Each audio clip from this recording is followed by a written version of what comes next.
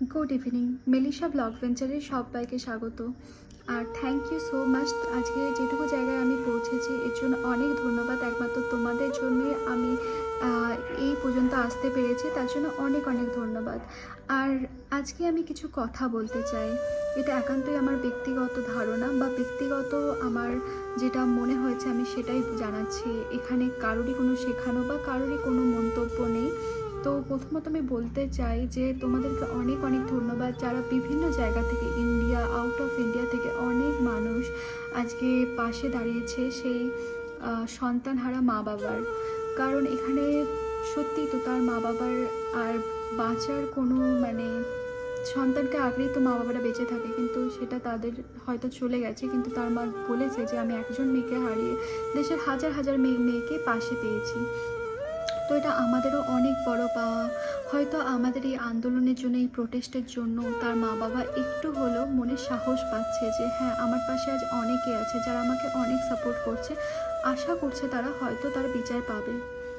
এবার আমি বলি যে এই ঘটনাটা অত্যন্ত নির্লজ্জকর। এটা অনেকেই পার্টি পলিটিক্সের মধ্যে আনছে বা বিভিন্ন পার্টিকে ইন্ডিকেট করা হচ্ছে। তারা বলছে যে হয়তো সেই পার্টির বিরুদ্ধে কথা বলা হচ্ছে, কিন্তু কথাগুলো কোনো পার্টির বিরুদ্ধে না। আমরা একটা লিডারের বিরুদ্ধে কথা বলছি, একটা নেতার বিরুদ্ধে কথা বলা হচ্ছে।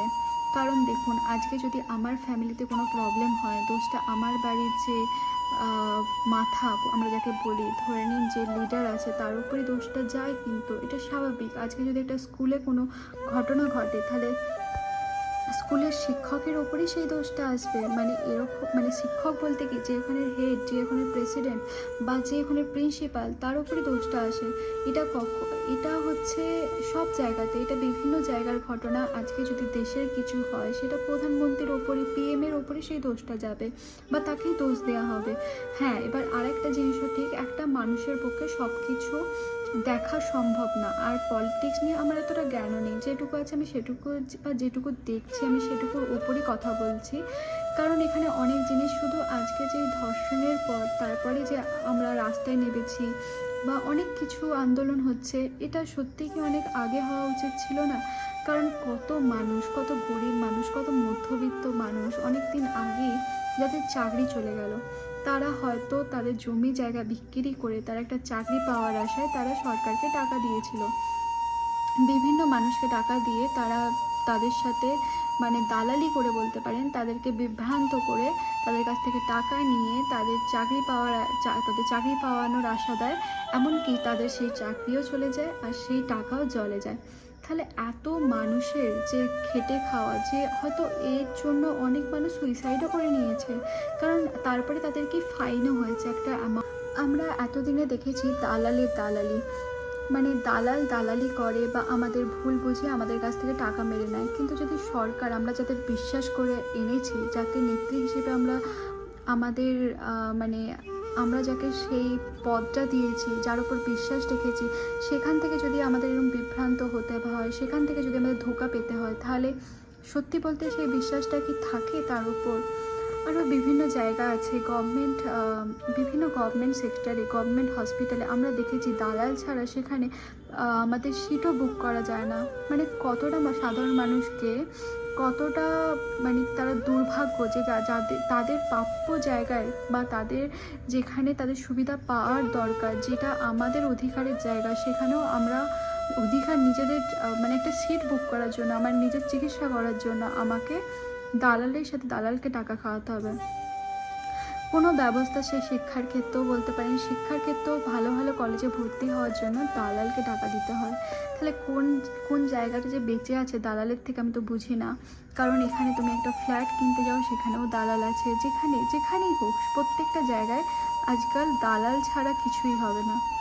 যাই হোক, সেটাও ছাড়লাম। তারপরে এরকম তো ঘটনা রোজই ঘটছে। আজকে হয়তো এই ঘটনাটা, অনেক মেয়ে কী বলুন তো, চুপ করে থাকে, তারা লজ্জার ভয়ে তারা অনেক কথা বলে না, কিন্তু অনেক মেয়ের সাথে এসব হয়। হ্যাঁ, এটা এবার সরকারের দোষ না, এটা হচ্ছে মানসিকতার দোষ। এটা কোনো সরকারই আটকাতে পারবে না। আমার যেটা মনে হয় এটা হচ্ছে আমাদের মা বাবাকে প্রপার শিক্ষা দিতে হবে। আর হ্যাঁ, সরকারের যেখানে দোষ আছে সেটা আমার যেটা মনে হয় যে সরকারের আজকাল পার্টি পলিটিক্স যারা করে তাদের অতিরিক্ত মাত্রায় তারা ভাবে যে আমরা যে যা ইচ্ছা তাই করতে পারি। কারণ আমরা তো পার্টি করি আর সবাই তো আমাদের বাঁচানোর জন্য আছেই। এই জিনিসটা বন্ধ করতে হবে, সবাইকে এতটা সাহস দেওয়ানো, এই জিনিসটা বন্ধ করতে হবে। একটা নর্মাল মানুষ যার শিক্ষা নেই সে করে পার্টি, তাই তার তার হাতে সব কিছু। একটা শিক্ষিত মানুষকেও তার পায়ে ধরে কিন্তু সেই জিনিসটা করাতে হয়। যাই হোক, এখানে অনেক কিছু আমি ডিটেলসে আর বলছি না। এরপরে আরও অনেক কথা আছে যেগুলো হয়তো আমি এখন চাইলেও বলতে পারবো না, এগুলো বলার টাইম আছে, কিন্তু এখন সময়টা ঠিক, মানে এই সময়ে আমার বলা হয়তো ঠিক হবে না। আর দ্বিতীয়ত যেটা আমার বলার ছিল, আমি এখন ফেসবুকে অনেক পোস্ট দেখি যারা হয়তো লক্ষ্মীর ভাণ্ডার বিভিন্ন প্রকল্প নিয়ে, যেটা হচ্ছে আমাদের ওয়েস্ট বেঙ্গলের গভর্নমেন্ট প্রকল্প, যেটা হচ্ছে আমাদের এখানে মেয়েদের দেওয়া হয়, সেটাকে নিয়ে বিভিন্ন পোস্ট করা হচ্ছে যে লক্ষ্মীর ভাণ্ডার নেওয়ার পরও আমার মেয়েদের মুখের বড় বড় কথা, রূপশ্রী, কন্যাশ্রী সব নেওয়ার পরও। আচ্ছা, একটা কথা বলুন তো, এটা কি গভর্নমেন্ট তার নিজস্ব পকেট থেকে দিচ্ছে, তার নিজস্ব টাকা এটা? আজকাল কেন্দ্রেও তো অনেক কিছু আছে, গ্রামীণ যোজনা আরও কিসব আছে না, যেটা হচ্ছে ধরে নিন অনেক কিছু যেটা কেন্দ্র থেকেও দেওয়া হয়। তো সেখানে আমরা যারা কেন্দ্র মানে ধরেন বিজেপিকে সাপোর্ট করে না, আমি নাম পার্টি বললাম, তারা কি সেই জিনিসটা নিচ্ছে না? যারা টিএমসিকে সাপোর্ট করে না তার মানে তাদের সেই জিনিসটা নেওয়ার কোনো অধিকার নেই? এটা তো গভর্নমেন্ট প্রকল্প, এটা সাপোর্ট আপনার একান্তই ব্যক্তিগত। আপনি আমাকে সাপোর্ট না করতেই পারেন, কিন্তু গভর্নমেন্টের যেটা প্রকল্প বা এটা তো কারোর ব্যক্তিগত টাকা না, এটা কোনো লিডার তার নিজের টাকা থেকে দিচ্ছে না, এটা দিচ্ছে গভর্নমেন্টের টাকা থেকে। আমরা যে ট্যাক্স দিচ্ছি বা এত জুচ্ছুরি টাকা, যাই হোক সে কথা ছাড়ুন, যতই হোক আমরা ট্যাক্স দিচ্ছি, আমরা এখানে উন্নয়নের সুবিধা, আমরা সেটার মানে সেই উন্নয়নের সুবিধাটা পাওয়ার মানে আমাদের অধিকার আছে। এর জন্য ভোট দেওয়ার দরকার নেই, আমাকে সেই পার্টিকে সাপোর্ট করতে হবে, তবেই আমি সেই উন্নয়নের মানে সেই ডেভেলপমেন্টের অধিকারী হতে পারবো, সেটার কোনো মানে হয় না। এর জন্য আমার অনেক ট্যাক্স কাটছে, আমরা প্রত্যেকে যারা কাজ করি তাদের একটা স্যালারি থেকে ট্যাক্স কাটে, এমনকি যারা নাও করে, জব নাও করে তাদেরও ট্যাক্স কাটে, তারাও কোনো না কোনোভাবে ট্যাক্স দিচ্ছে। আজকে আমরা জিএসটি দিচ্ছি, বিভিন্ন পে করছি, বিভিন্নভাবে ট্যাক্স পে করছি। তো এত ট্যাক্স তো মানে হয়তো আমার যেটুকু নলেজ আছে আমি সেটুকুই বলতে পারবো, বাট সব জায়গাতেই আমরা ট্যাক্স দিই।